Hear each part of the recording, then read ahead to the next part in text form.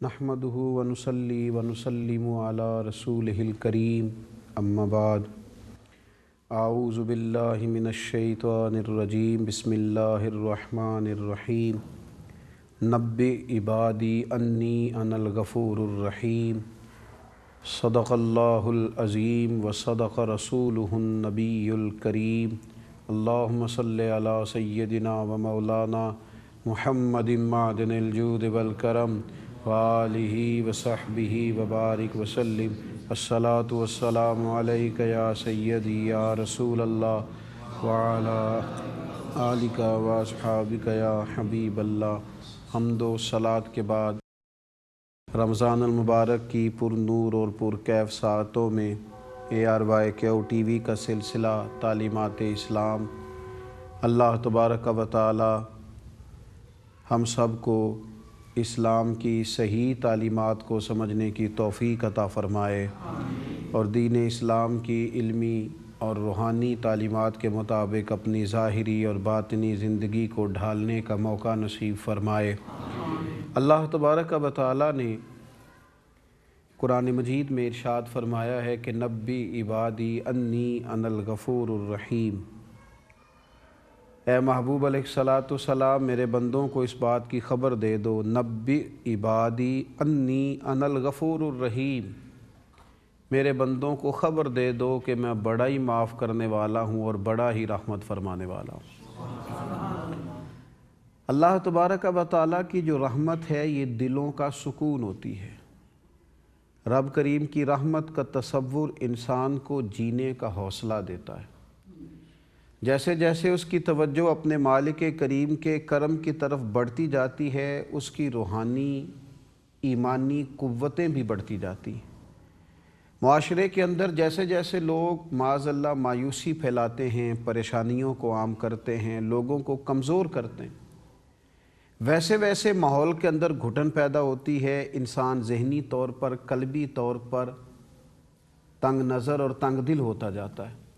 اللہ تبارک و تعالی بڑا ہی کریم ہے اور اس نے کہا ہے لا تقنطوا من رحمت اللہ، یہ قاعدہ ہے جینے کے لیے، یہ اصول ہے زندگی گزارنے کے لیے، یہ وہ تسلی ہے کہ جو کبھی انسان کو کمزور نہیں ہونے دیتی۔ فرمایا لا تقنطوا من رحمت اللہ، میری رحمت سے کبھی نا امید نہ ہونا۔ ان اللہ یغفر الذنوب جمیعا، بے شک اللہ تعالیٰ تمام گناہوں کو معاف فرما دے گا۔ جب جب انسان کی طبیعت کے اندر اللہ تبارک و تعالیٰ کی رحمت کی جانب توجہ بڑھتی جاتی ہے، اسے ایسے محسوس ہوتا ہے کہ جیسے یہ دنیا بڑی ہی وسیع ہے اور بڑی ہی خوبصورت ہے، اور اس میں جتنے بھی رنگ ہیں وہ سارے بڑے انوکھے اور بڑے نرالے ہیں۔ جیسے جیسے اللہ کی رحمت کا تصور اس کے ذہن میں بڑھتا جاتا ہے، اسے اللہ کی بنائی ہوئی مخلوق سے پیار بھی ہوتا جاتا ہے۔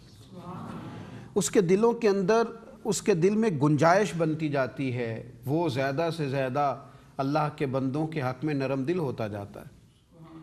نبی اکرم نور مجسم صلی اللہ تعالیٰ علیہ وآلہ وسلم نے ارشاد فرمایا کہ جب اللہ تبارک و تعالیٰ نے اس کائنات ارضی کو بنایا اور تخلیق فرمایا، اللہ تعالیٰ نے جب مخلوق کو پیدا فرمایا تو عرش کے اوپر اپنے پاس لکھ دیا تھا مالک نے، یا رسول اللہ بالکل انسانوں کو پیدا کرتے ہی رب کریم نے کیا لکھ دیا؟ تو حضور فرمانے لگے، یہ بخاری میں موجود ہے، اللہ نے لکھا تھا ان رحمتی سبقت غضبی، اللہ نے لکھا تھا کہ میری رحمت میرے غضب پر ہمیشہ حاوی رہے گی، ہمیشہ کرم ہی زیادہ ہوگا، رحمت ہی زیادہ ہوگی، فضل ہی زیادہ ہوگا، عطائیں ہی زیادہ ہوں گی، غضب نہیں زیادہ ہوگا۔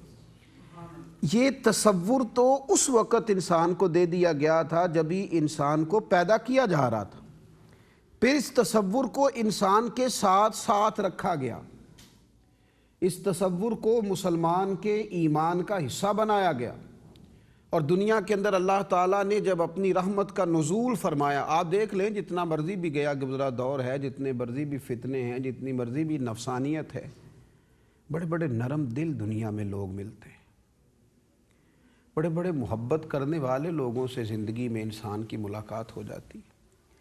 اگرچہ حالات بڑی دور نکل گئے پر جانور بھی دیکھیں تو اپنے بچوں سے پیار کرتا نظر آتا ہے۔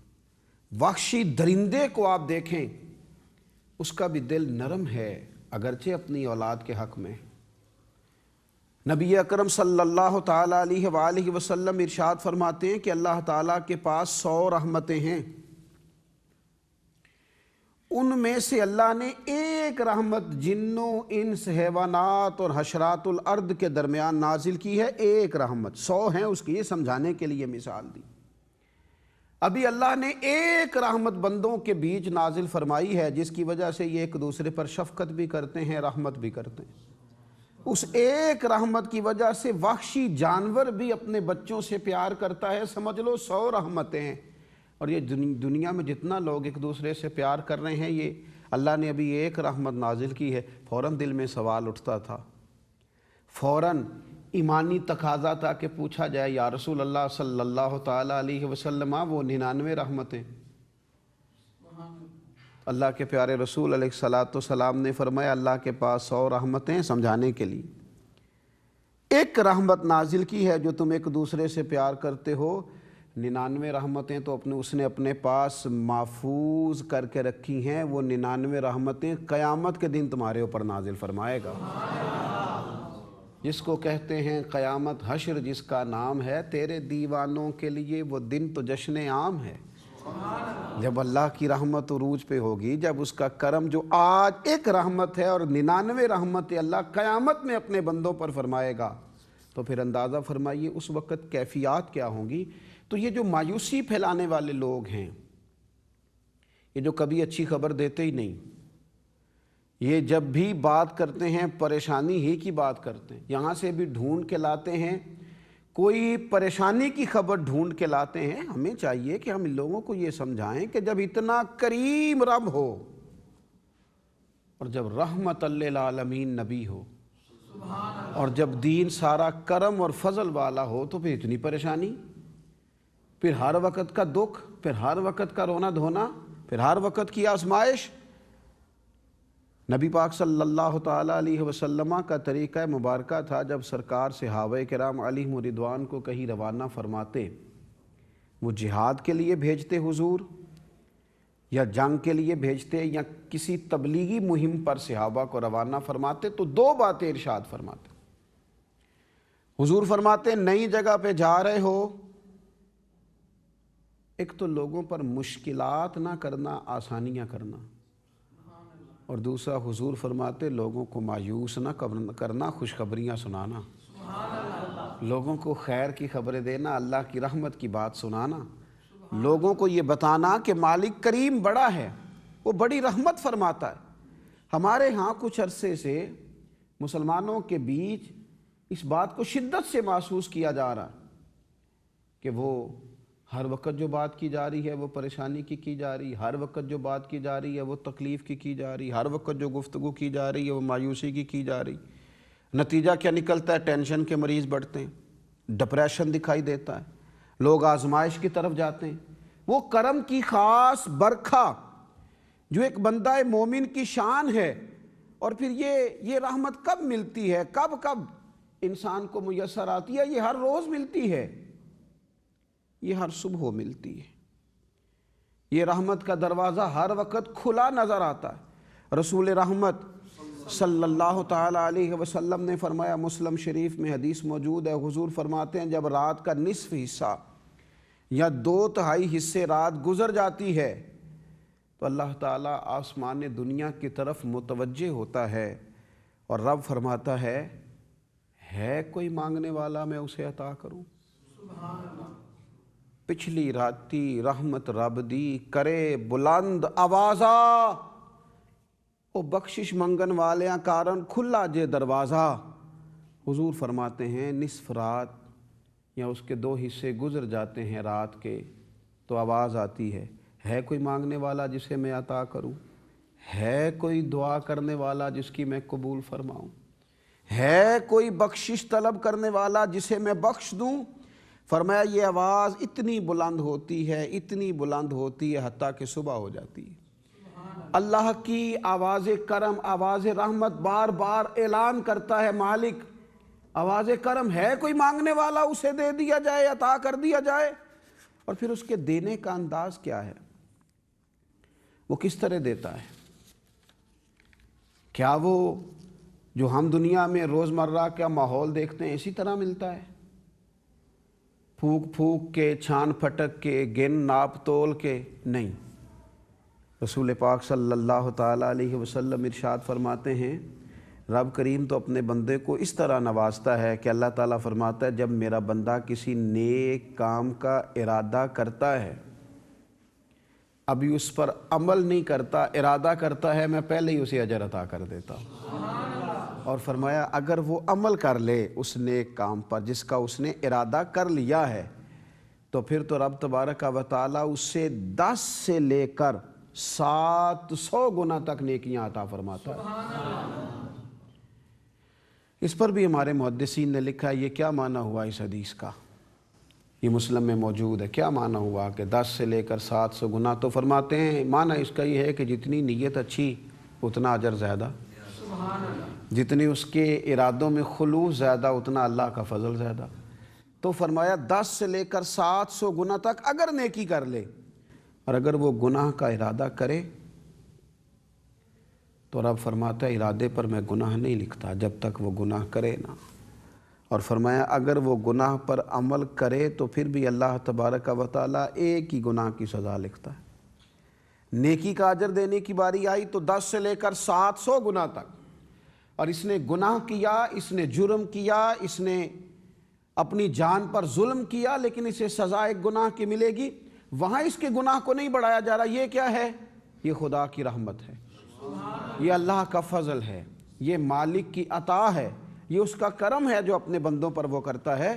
تو ہمیں اللہ تبارک و تعالیٰ کی خاص رحمت کی طرف متوجہ کیا گیا، ہمیں یہ کہا گیا کہ ہم اپنے دل کو کشادہ کریں۔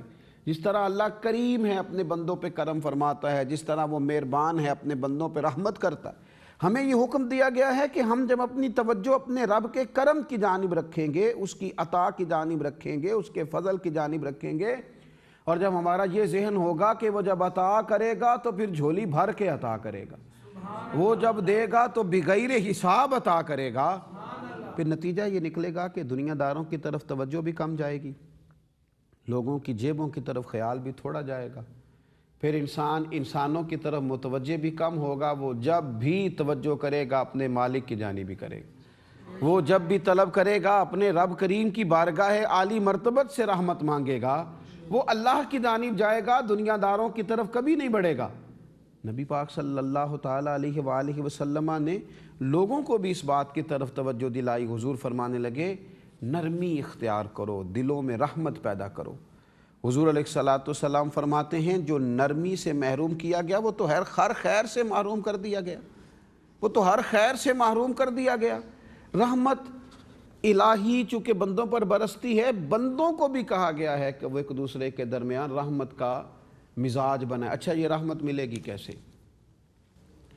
یہ رحمت نصیب کیسے ہوگی؟ یہ رحمت نصیب ہوگی اللہ کی مخلوق پر رحمت کرنے کی وجہ سے، یہ رحمت نصیب ہوگی کسی کا بھلا کرنے کے سبب سے، یہ رحمت نصیب ہوگی گلی سے روڑا اٹھانے کے سبب، یہ رحمت نصیب ہوگی لوگوں کی تکلیفیں دور کرنے کے سبب۔ اللہ کی رحمت ملے گی مظلوم، غریب، لاچار کی مدد کرنے سے، خدا کی رحمت ملے گی ماں باپ سے دعا لینے سے۔ اللہ کی رحمت ملے گی اس وقت جب انسان توجہ کرے گا اللہ کی رحمت کی جانب۔ اللہ تعالی ہم سب کو اپنی رحمت کا حقدار بنا دے۔ وما علینا الا البلاغ۔